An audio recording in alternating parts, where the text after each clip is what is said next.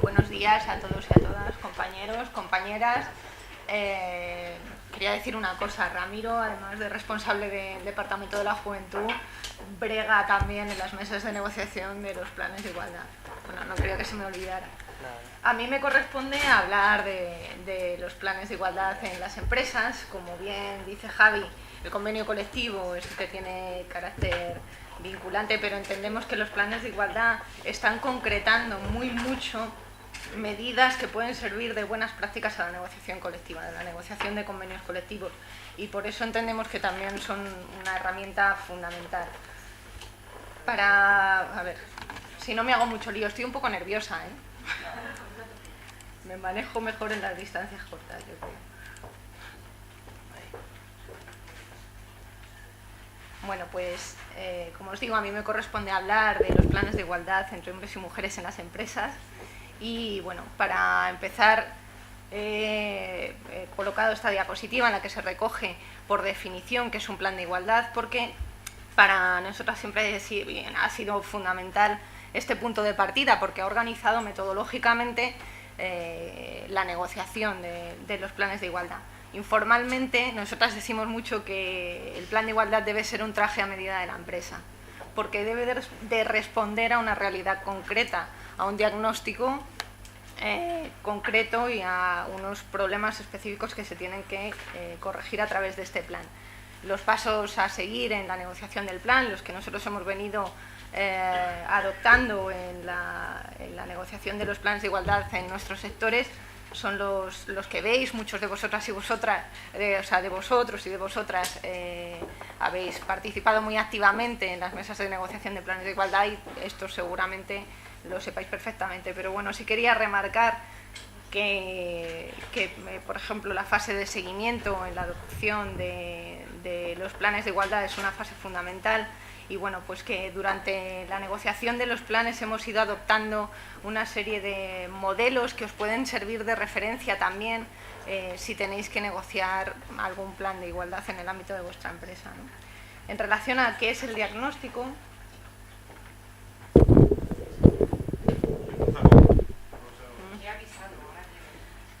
¿sigo entonces?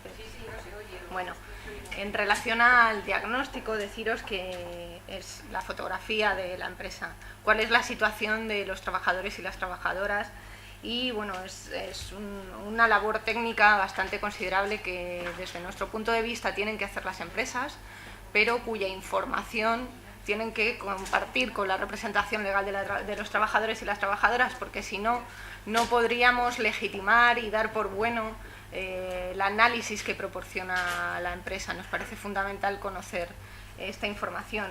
El análisis se realiza desde un punto de vista cuantitativo, es decir, toda la información estadística, número de hombres y mujeres según su antigüedad, edad, etcétera. Y desde un punto de vista cualitativo, pues por ejemplo, todo lo que tiene que ver con los procedimientos de acceso, promoción, selección, etcétera. Deciros también que el diagnóstico pretende no solo poner al descubierto qué situaciones de desigualdad se dan en el seno de la empresa, sino también por qué se producen. Algo muy importante para saber qué camino tienen que llevar las medidas dirigidas a corregir estas situaciones de partida. Como remarcaba Javi en su intervención, desde nuestro punto de vista, el diagnóstico, el análisis es una herramienta fundamental también para nuestra acción sindical. Por el nivel de concreción de estos análisis.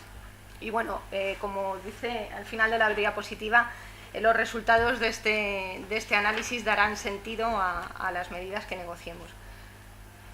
Aquí os muestro un par de diapositivas muy rápidamente del número de personas ocupadas que hay en nuestros sectores.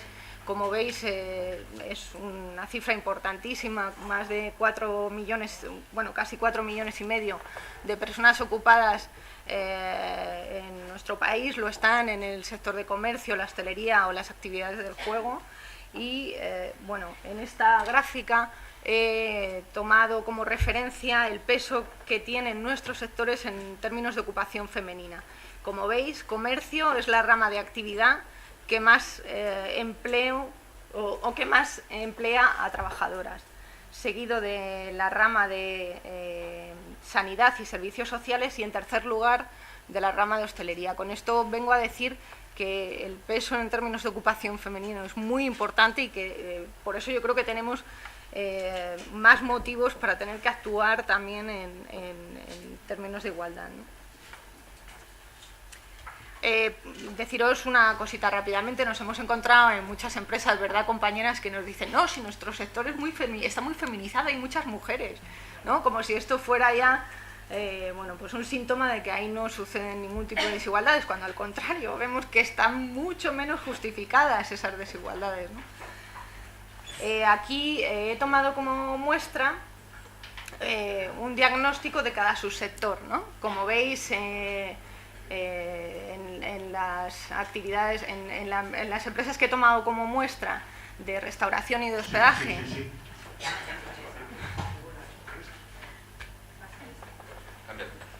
Oh, lo siento, ¿eh?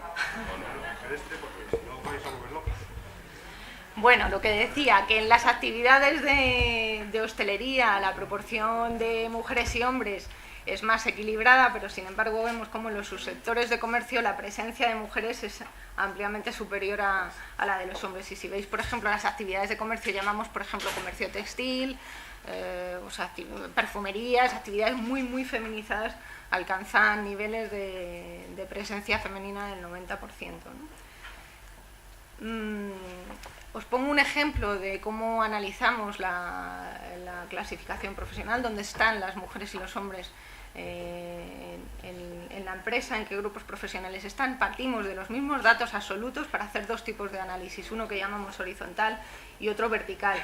Aquí, como veis, el análisis es el siguiente: casi un 70% de las personas que trabajan en el grupo de profesionales son mujeres, pero a medida que ascendemos a los puestos más altos de la clasificación profesional, la representación de mujeres disminuye, bueno, pues hasta porcentajes del 90% hombres en mandos en relación al 8% de mujeres, a pesar de ser sectores muy feminizados, porque hablamos de que la presencia de mujeres en esta empresa que he tomado como modelo es de más del 50, vamos, más del 60%, ¿no? El análisis vertical se refiere al total de cada sexo, y por ejemplo aquí vemos como del total de mujeres que están trabajando en esta empresa, el 90% están en el grupo de profesionales, ¿eh? Si lo sumamos al de especialistas, pues diríamos que el 95%. Esto quiere decir que es donde están básicamente los grupos más bajos de la clasificación profesional. ¿Qué nos dicen los datos en general? En los diagnósticos que nosotros hemos estado viendo, pero también he tomado como muestra para no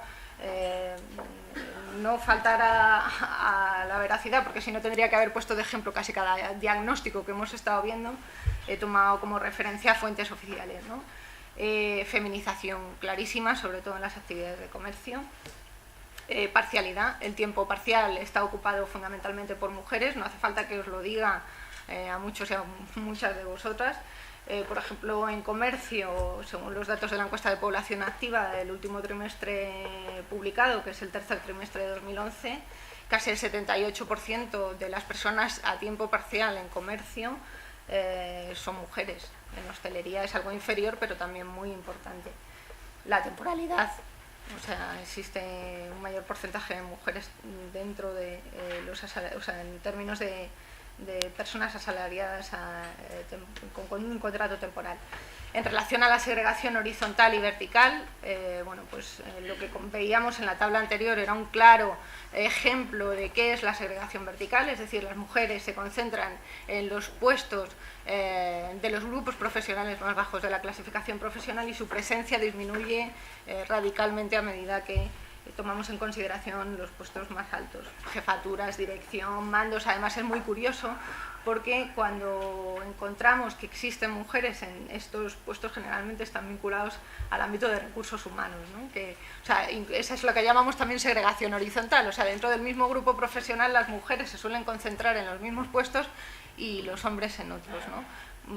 En cajas, camareras de piso, y digo camareras porque es fundamentalmente el género de las personas que ocupan esos puestos. Y bueno, por ejemplo, también me parece muy ilustrativo, porque luego es algo que también vemos, la brecha salarial. O sea, hablamos de que en comercio la diferencia de retribución de los hombres y las mujeres.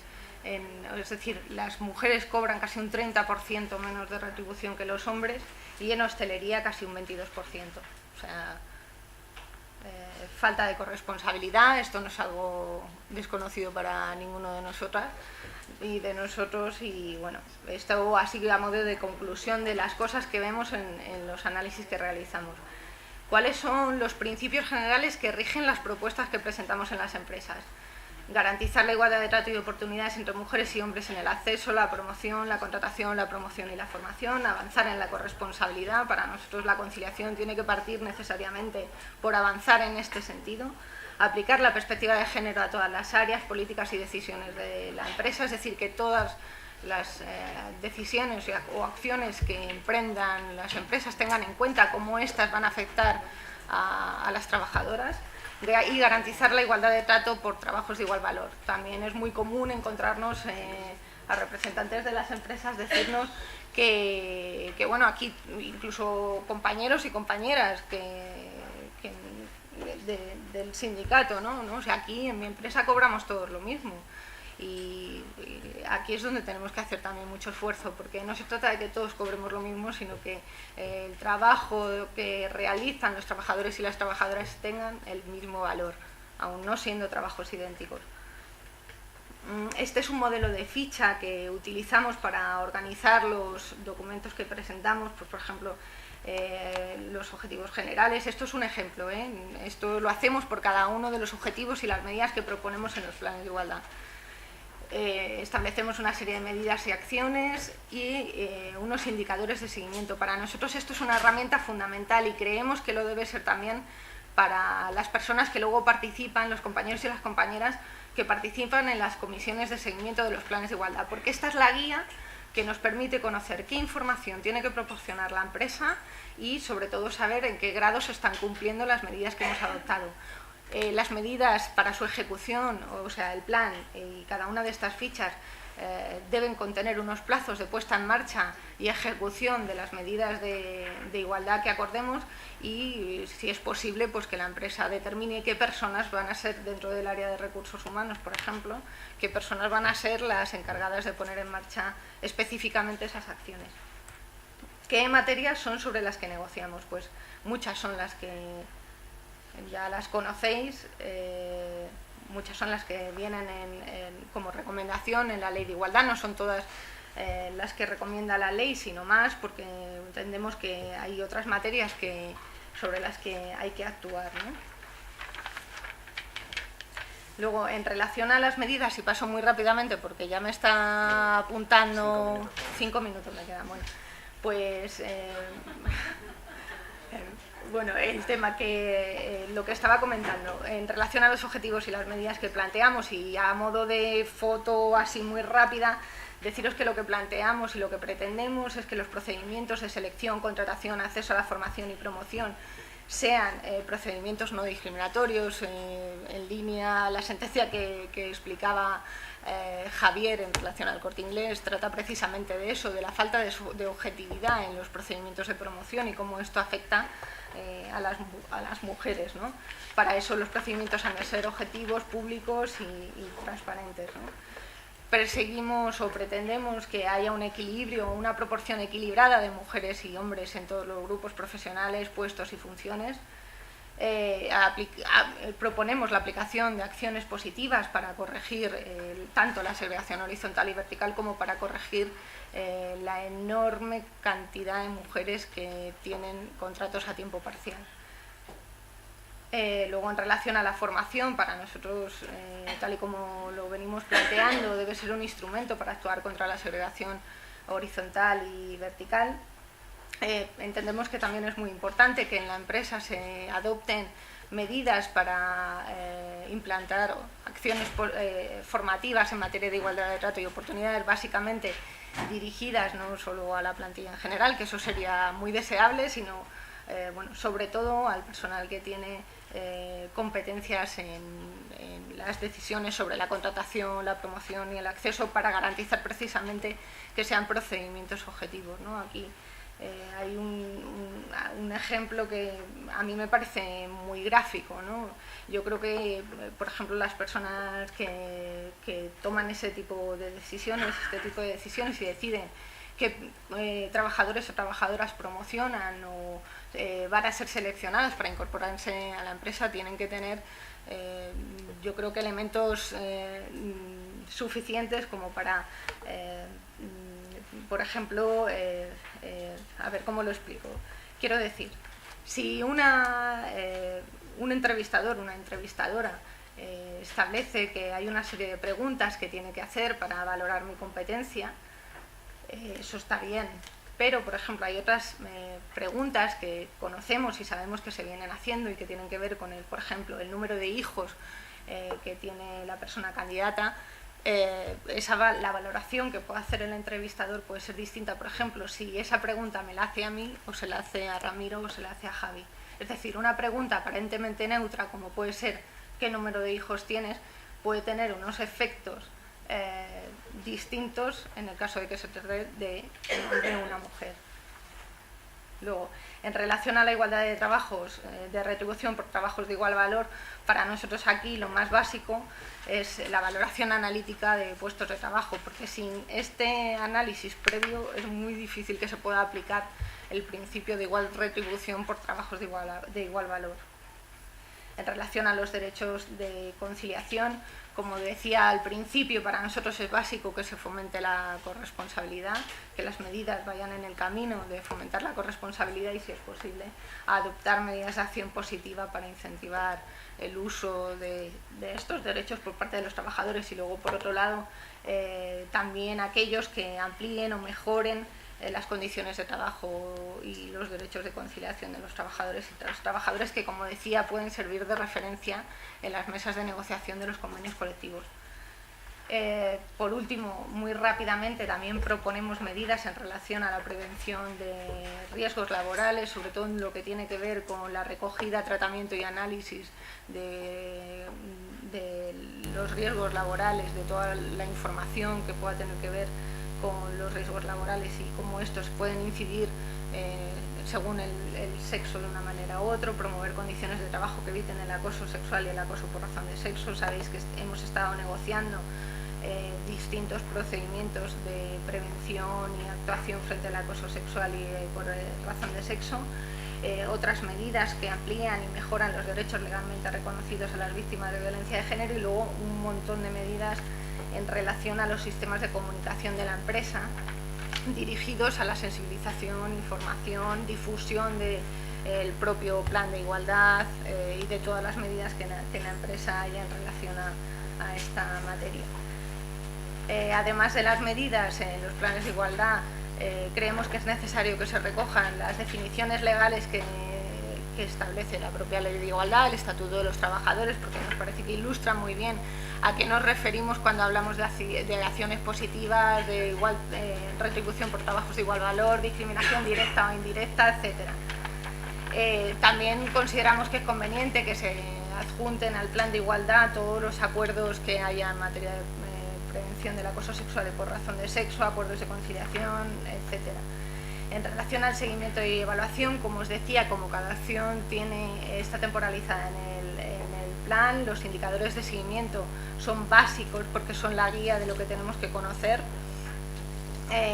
Proponemos la evaluación parcial a la mitad de la vigencia del plan, así como informes anuales de seguimiento que tiene que realizar la comisión encargada de ello, establecimiento de un plazo determinado para el inicio de la negociación, siguiendo un poco reglas análogas a lo que establece el convenio colectivo, y la posibilidad de introducir elementos de mejora durante su vigencia. Aquí un poco cuáles son los aspectos que para nosotros son básicos en relación a la comisión de seguimiento y, por ejemplo, en el último guión, el tema de la solución extrajudicial de conflictos nos parece que se tiene que incluir en este apartado de forma específica. Así ya termino, Ramiro. Deciros que las principales resistencias que nos hemos venido encontrando en las mesas de negociación, por supuesto, hoy en día tienen que ver con la situación de crisis, el bloqueo de la negociación colectiva. Todo esto es un contexto bastante desfavorable en las mesas de negociación. la situación de las empresas. Nos hemos encontrado, por ejemplo, el caso de PC City, ¿no? O sea, el plan se deja de negociar porque la empresa desaparece directamente, ¿no? Y luego los que entraña cualquier tipo de negociación. No es lo mismo estar en la mesa de negociación con unos sindicatos que con otros, ¿no? Sabéis quiénes son los compañeros de viaje en grandes almacenes, por ejemplo. Existe, por otra parte, una falta de compromiso inicial, no en todos los casos, pero sí en muchos, por parte de las empresas, que más allá del requerimiento normativo de la inspección, en el caso de que la hayan tenido, o bien porque esta es una obligación que marca la Ley de Igualdad para las empresas de más de 250 trabajadores, pues es raro que nos encontremos con empresas realmente convencidas y concienciadas de que esto es un deber para las empresas. Y luego, por ejemplo, un mensaje muy machacón también es atribuir las situaciones de desigualdad que se producen en la empresa a razones históricas, sociales, que nada tienen que ver con lo que sucede en las empresas, cuando precisamente hemos visto pues situaciones de segregación, etcétera, que se dan en su ámbito y que, bueno, pues que ellos también tienen que mejorar. Y luego, pues como decíamos al principio, recelo a proporcionar cualquier tipo de información. Aquí había puesto una diapositiva muy bonita que me ha desaparecido de la página web porque quería mostraros una cosa. Y bueno, como conclusión, deciros que se están alcanzando acuerdos que mejoran las condiciones laborales de los trabajadores y las trabajadoras en las empresas. Como decía Javi, el carácter normativo lo tiene el convenio colectivo, pero estas pueden ser referencias muy importantes. De hecho, no quería que se me olvidara que en la guía que tiene la Confederación sobre la evaluación que habéis hecho de los planes y las medidas de igualdad que se recogen en los convenios colectivos, es uno de los aspectos que se resaltan. Digo que habéis hecho la Confederación, no sé si lo he comentado. Uno de los aspectos que se resaltan es que los convenios colectivos bueno, todavía tienen muchas lagunas y bueno, aunque los planes también se llama la atención sobre algunos aspectos, sí remarca que son medidas mucho más concretas y que quizá ese debe ser también el camino al que tengamos que ir en la negociación colectiva. Luego, por último, decir que la razón de ser de un sindicato de clase no puede ser otra que la de luchar contra las desigualdades. Y bueno, pues me quedo también con un mensaje de Cándido de los últimos premios 8 de marzo, porque me parece que es muy positivo, ¿no? Y que, bueno, deciros que yo creo que la lucha de los trabajadores nunca ha sido fácil para los sujetistas y las sujetistas, y bueno, que tenemos que seguir avanzando. Eso es todo, compañeros y compañeras.